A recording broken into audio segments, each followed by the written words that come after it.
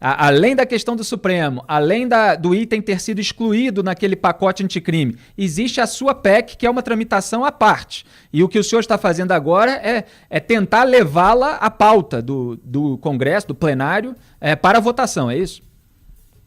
Exatamente, Felipe. Eu acho que agora está reconectado, então saudar aí você, todos os internautas que acompanham o site Antagonista. Mas é importante primeiro destacar como essa PEC chegou até a comissão especial. Foi numa grande mobilização da sociedade. Milhões de pessoas foram às ruas no final do ano passado e colaboraram para que nós tivéssemos a aprovação na CCJ. A CCJ teve uma ampla maioria a favor da admissibilidade da nossa PEC, 55 votos a 12, e iniciamos o trabalho na comissão especial. Caminhamos, fizemos audiências públicas com o ex-ministro Sérgio Moro, com o ex-ministro César Peluso, e quando estava finalizando o processo de audiência pública, chegou a pandemia. Paralisamos a comissão, o deputado Fábio Tradi já está com o relatório pronto, finalizado, para poder ser votado, e é esse o tema que nós estamos pautando novamente o presidente da Câmara, Rodrigo Maia, para que ele reabra a nossa comissão especial para votar o relatório e dar tempo de, ainda esse ano, votarmos nos 2 turnos, na Câmara e depois no Senado. Óbvio que nós queremos retomar a mobilização com a sociedade. A sociedade precisa se mobilizar novamente, porque foi ela que nos garantiu essa ampla vitória. E, obviamente, esse tema, se não tiver uma grande movimentação da sociedade, ele, infelizmente, fica paralisado. Agora, deputado, só para entender a questão técnica específica em relação a esse momento, a desculpa para não dar prosseguimento é a pandemia? Agora, está acontecendo sessões no Congresso Nacional, remotas, virtuais, a gente tem visto aí, tem conversado com os parlamentares, em relação à comissão especial, nesse caso específico da prisão após condenação em segunda instância, a desculpa, o pretexto para não avançar, porque a gente sabe que existem interesses políticos em que isso não avance, interesses, inclusive, da esfera criminal, mas no momento é uma questão técnica? Na verdade, todas as comissões estavam paralisadas. O que houve é a retomada de trabalhos em algumas comissões específicas, como, por exemplo, da reforma tributária, e por isso hoje nós fizemos um ofício encaminhado ao presidente Rodrigo Maia que nós queremos a mesma prerrogativa, reabrir os trabalhos da comissão para votar o relatório. Nós estamos em fase final, diferente da reforma tributária que está iniciando os seus trabalhos. Então é necessário retomar, mesmo que remotamente, para poder deixar pronta para a votação no plenário. Eu até acredito que no plenário nós em breve já tenhamos novamente as sessões presenciais. E aí seria importante ter a sessão presencial no plenário. Mas enquanto nós não finalizarmos a comissão, nós não conseguimos votar nos 2 turnos que são necessários na Câmara e no Senado. E aqui para esclarecer para o nosso público as questões pragmáticas, dentro da comissão especial, são necessários quantos votos e o senhor acredita que eles existem, quer dizer, que há essa base para aprová-la na comissão? E no plenário é uma outra conversa, claro. Exato. Na verdade, o que nós estamos prevendo é uma boa vitória na comissão especial. Esse ambiente já foi criado na época que nós constituímos a comissão especial. Os deputados que foram para lá, a grande maioria, são favoráveis à nossa iniciativa, assim como foram na CCJ. Então, a maioria simples garante a votação da aprovação do relatório do deputado Fábio Tradi. Nós estamos com boa expectativa de vitória. Eu não tenho nenhuma insegurança em relação a isso na comissão especial. E trabalharmos o plenário. Eu tenho certeza que antes da pandemia nós tínhamos maioria absoluta, mais de 350 votos, estava muito seguro disso. Com a pandemia, certamente houve uma paralisação e existem trabalhos que são feitos contra a nossa PEC. Mas nós precisamos novamente retomar essa pauta na sociedade, porque com a pauta vindo da sociedade, dificilmente o parlamentar fica contra. Certo. Deputado, a gente tem visto essa aliança cada vez mais forte entre o presidente da República, Jair Bolsonaro, e o bloco parlamentar conhecido como Centrão, dentro do qual pelo menos 1/4 é de investigados, de réus, de condenados.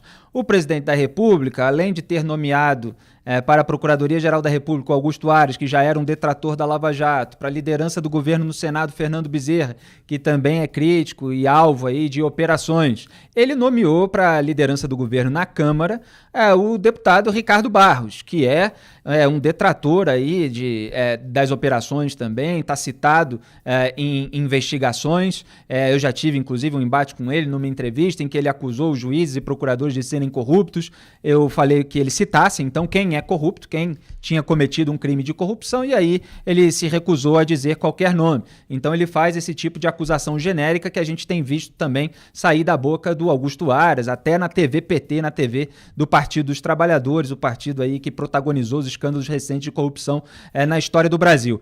O fato de haver ali o Ricardo Barros na liderança do governo na Câmara e esse próprio movimento de união com o Centrão e do abandono por parte da família Bolsonaro dessa pauta de defesa da prisão após condenação em segunda instância dificulta o trabalho dos senhores?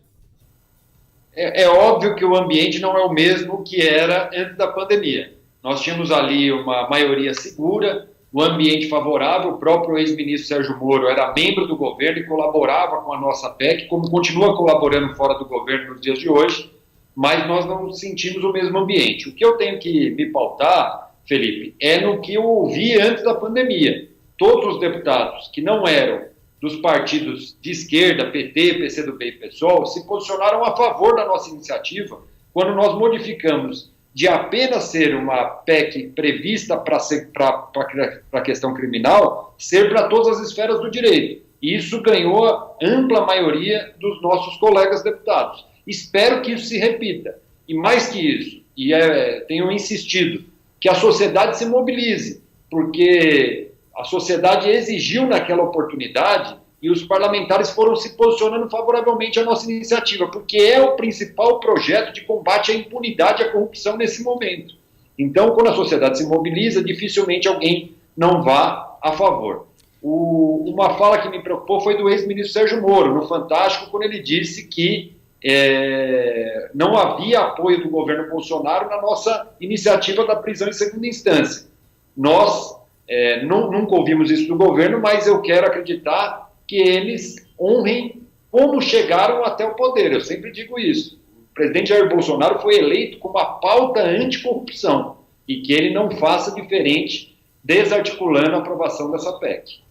Agora, mesmo para as pessoas que estão aí encalacradas com a justiça, essa PEC da prisão em segunda instância é tão temerária assim? Eu pergunto isso porque há uma discussão sobre o efeito.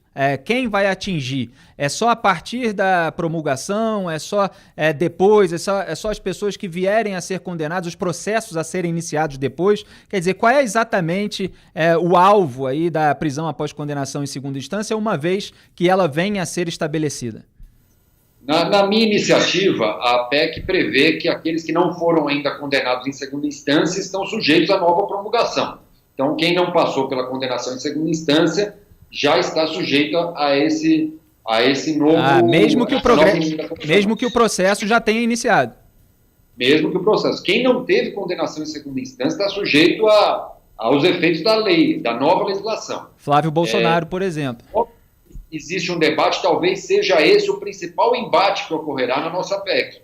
Porque muitos daqueles que são contrários à PEC e não conseguem votar contra ela, trabalharão para que os efeitos dela só tenham validade para fatos que ainda não ocorreram antes da promulgação, que eu sou totalmente contra, porque não dá para criar uma lei que beneficie quem já está com processo de tramitação ou fato ocorrido.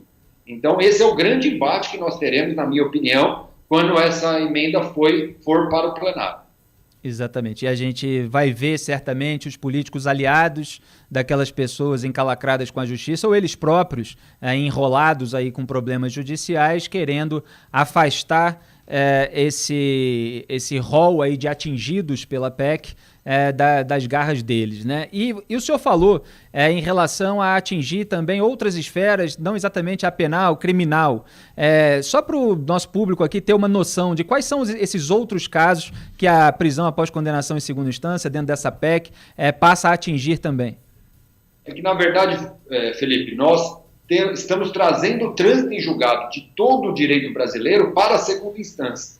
Isso terá validade no âmbito criminal, que talvez é o mais sensível, que a sociedade mais enxergue, mas também servirá para poder dar uma agilidade na justiça brasileira, que é uma das mais morosas e permite ricos e poderosos postergarem suas condenações em todas as esferas, civil, tributária, previdenciária. Dando um exemplo claro, uma pessoa que tem um direito previdenciário, ele recorre para poder ter acesso a esse direito. O próprio INSS recorre até a última instância. Demora 20, 25 anos para a pessoa ter acesso a esse direito previdenciário.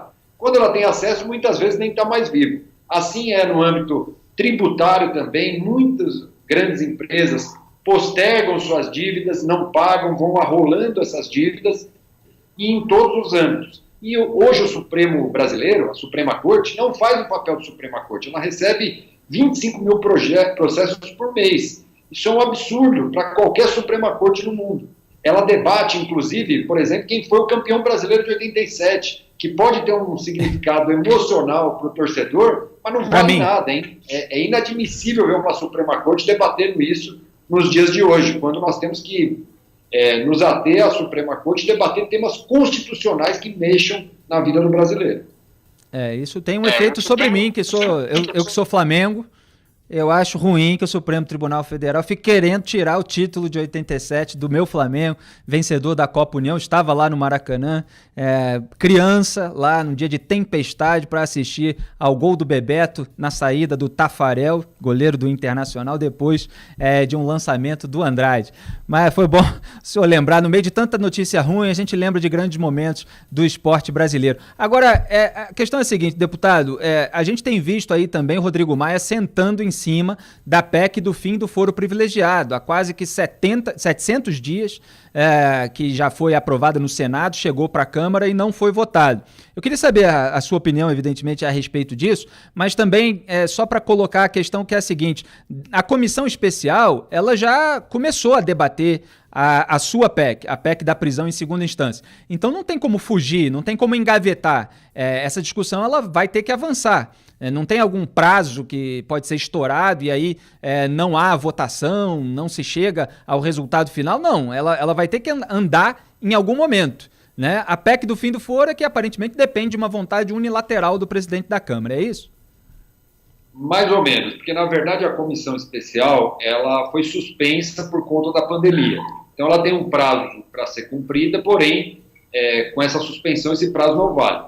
Mesmo que nós votemos o relatório na comissão especial, a pauta depende do presidente para ir à plenária, assim como do foro privilegiado. E o que eu defendo, Felipe, que a gente crie uma grande mobilização e possa ter uma pauta exclusiva no combate à corrupção e impunidade, votando junto a PEC da segunda instância e o foro privilegiado. É inadmissível nos dias de hoje ter o foro privilegiado, que é algo que privilegia 35 mil pessoas no Brasil. É um verdadeiro absurdo. É uma irresponsabilidade com a sociedade. Então, votar junto seria uma medida muito proveitosa que a Câmara pudesse entregar ao Brasil. Além disso, tem a questão da imunidade parlamentar, muito discutida com a questão da deputada Flor de Lis. Uma imunidade parlamentar que é inadmissível também que expanda para fora do mandato. A imunidade parlamentar foi criada para dar liberdade do parlamentar se pronunciar e não para poder cometer crime como nós observamos. É hora de fazer uma pauta para que todos esses itens possam ser votados. E para isso é necessário a mobilização da sociedade. Sem a mobilização da sociedade, nós não conseguiremos. E tão importante quanto as reformas é a reforma do nosso sistema judiciário para, de fato, combater a impunidade e a corrupção, que é, infelizmente, uma cultura no nosso país de você permear a impunidade. Certo, deputado, só para concluir, tem um ponto que às vezes se perde de vista nessa discussão sobre a prisão após condenação em segunda instância, que é o seguinte, o medo de ir para a cadeia faz com que muitos criminosos que são pegos, às vezes até o peixe pequeno, acabe abrindo a boca sobre os esquemas criminosos dos quais tem conhecimento ou dos quais participou. Então, isso acaba aumentando o potencial de colaborações premiadas trazerem à luz esquemas criminosos dos quais a sociedade, os investigadores, não têm conhecimento até aquele momento. E quando se tira isso, como o Supremo Tribunal Federal tirou naquela decisão apertada por 6-5, depois que o Gilmar Mendes, evidentemente, mudou o seu voto em relação ao julgamento anterior, se perde de vista essa possibilidade de punição. E aí o criminoso que é pego, que está sendo investigado, denunciado, condenado, etc., ele acha que ele pode se safar ou pode responder em liberdade durante muito tempo, sem precisar entregar ninguém, ficando lá de bico fechado. Então, para além do caso específico da punição ao criminoso, ainda existe essa questão que acaba atrapalhando outras investigações, acaba dificultando que outros crimes venham à tona, né? Sem dúvida, você tocou num ponto muito sensível. A verdade, a impunidade é a possibilidade das pessoas não continuarem sendo liberadas para cometer crimes. E aí quem quer colaborar para investigar acaba tendo receio. Mas é importante dar um dado, Felipe, que 40% dos brasileiros não chega nem à segunda instância, não recorre à segunda instância porque não tem condição. Isso significa o quê? Que quem utiliza dos instrumentos de postergar a condenação são os ricos e poderosos, e especialmente os crimes de colarinho branco. E é por isso que é tão difícil mexer nesse tema. É difícil porque você está mexendo com os verdadeiros poderosos que acabam utilizando esses instrumentos para não cumprirem suas condenações. E, obviamente, dificultam com isso as possibilidades de investigação e utilização da delação, por exemplo, ou de outros exemplos que nós podemos citar aqui, que não são utilizados porque a pessoa sabe da impunidade da postergação do início do cumprimento de pena. Mas esse é um dado fundamental. 40% dos brasileiros ficam na primeira instância. Ou seja, essa lei pune para valer ricos e poderosos. E é por isso que é tão difícil mexer.